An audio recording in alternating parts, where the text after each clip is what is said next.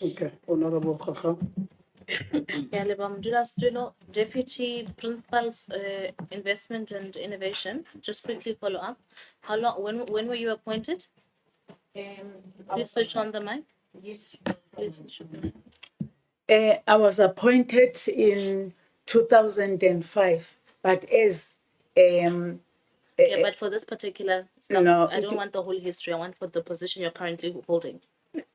2023. 2023. So you've been 2 years into the job. Yes. How much money have you fundraised towards internet connectivity within the labs? Connectivity. Unless we can put the analysis up so that I can then talk from. What do you mean analysis? I get you should know. Do you have any partnership that in your job in the last 2 weeks that you have formed with any private sector or any company to Yes. ensure that there's connectivity on campus to improve internet access? Yes or no? No. You haven't. So have you done any sort engagements with computers for computer accesses? Yes. Okay, how many computers were you able to get in the last 2 years? Into the institution. I mean, surely not in your house, Mama.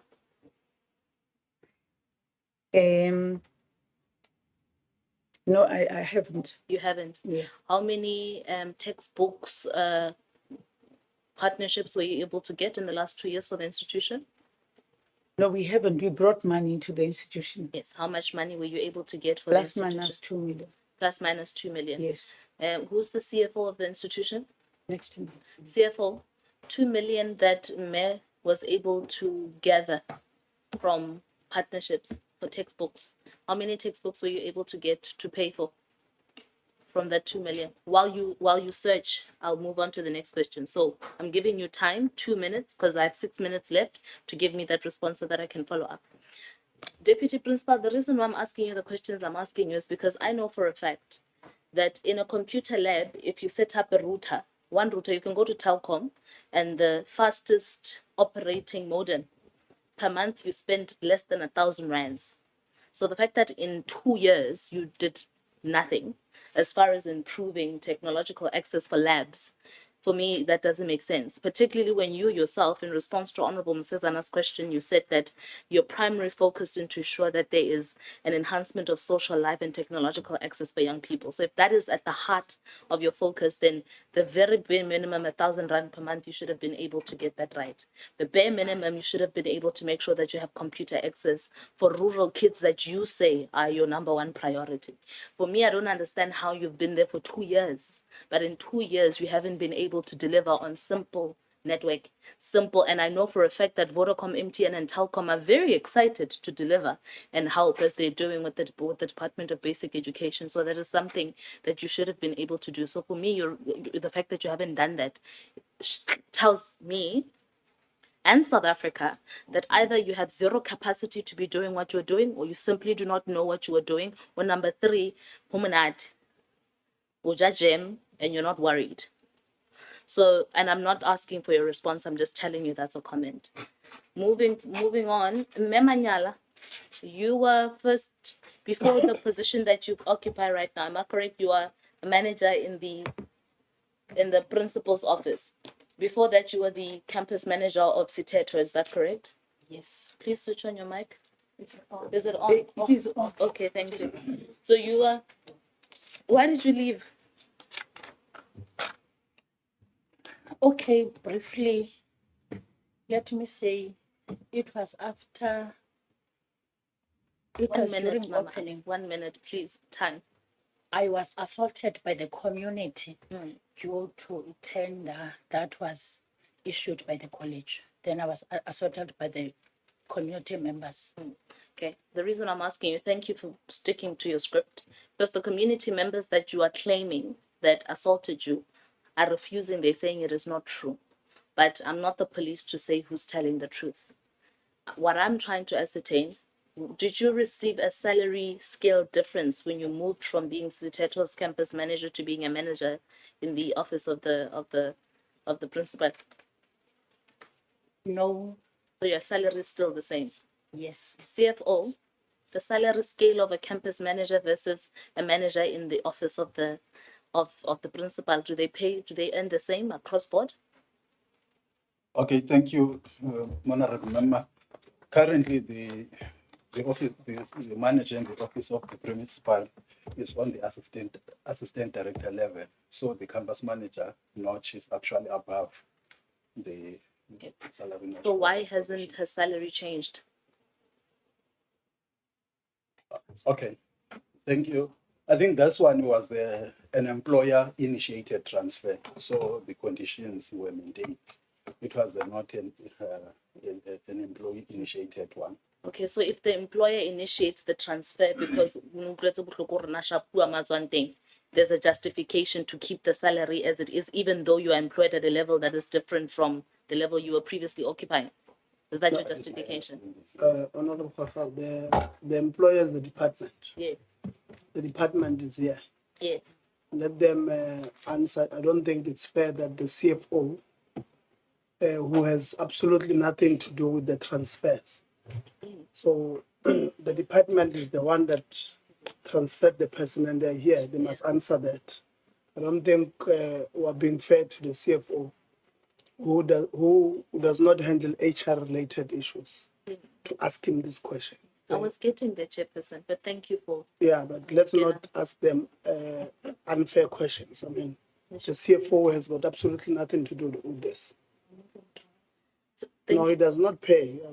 Honorable Khakhau. I was getting there. So, acting DG, what is the motivation for keeping the salary as is without any changes? Well, thanks very much, Honorable Khakhau. I were to ask, maybe I'm not sure. My several apologies, Honorable Chairperson. If maybe DDG Zungo, I know we do not have a corporate service of the department with us, unfortunately. I'm not sure whether DDG Zungo can assist to an extent. What? It's Katiba. Answer the question. I was not given the permission to speak, Chair. He was asking if I could. Yes.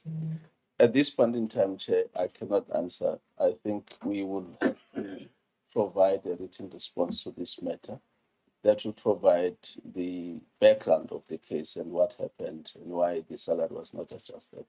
So DDG Corporate Services is not part of this engagement. So we will provide a written response to that, Chair. I think it's important that that happens. And also because there's a precedent here that you are setting. That for me, you can't be crying as a TVET sector saying you do not have money to fill vacancies or you don't have money for textbooks, yet you are happy to compensate people even though they move from different positions.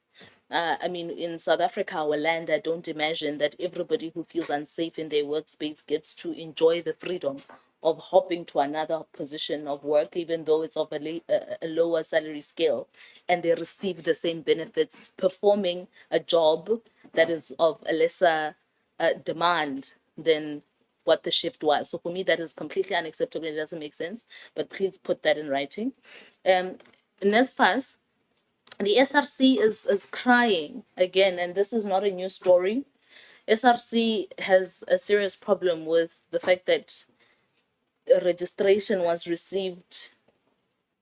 They received registration, received data, but then at the end of the day, there was nothing as far as the closed response for their submissions. So I know members are going to ask about this. So in consolidation of your responses, please can I ask SRC that the SRC furnishes NSFAS with the list of students that are affected, so that we know how many of them they are, their IDs accordingly, give them to NSFAS so that NSFAS can resolve that for you.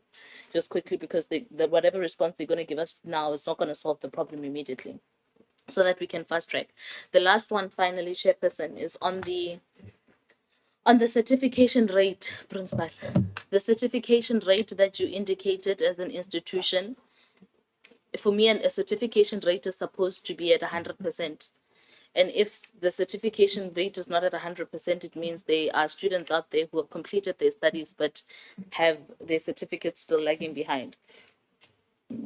your slides indicate here that I'm trying to find the slide, but your slides indicate here that in some instances you have a certification rate of about 31%. Is it 31 post completion or 31 as it goes? For NCV, for example, 26% for engineering, 30% for business studies. And then make it make sense why then there's a difference between NCV, engineering, business studies at 26, 31, and 30%, but you are able to record a 91% on PLP. Thank you very much, Honorable Member. The PLP program is a bridging program. It's an access program towards our ministerial programs at other levels, probably precisely NCV level 2. So it's internally managed, not that it must be easy because it's internally assessed and managed, but it's a bridging program. So it's within the control of the college. The certification rates that you are seeing, they speaks to the number of students who completed 4 out of 4 or 7 out of 7 subjects in one sitting. So if a student fails a subject, it will not translate to 100% for the entire cohort. So it means if I'm doing NCV level 2 and I write 7 subjects, if I fail one subject, I will not be counted on the certification rate. Thank you. Please may I request in future that when you compile your data, make it assume the person who's going to read it doesn't sit in your office and knows automatically what you mean, because as you read it automatically it gives the impression. So make it 2, so 31 as far as completion versus writing, and then what you just explained right now. Thank you, Chair.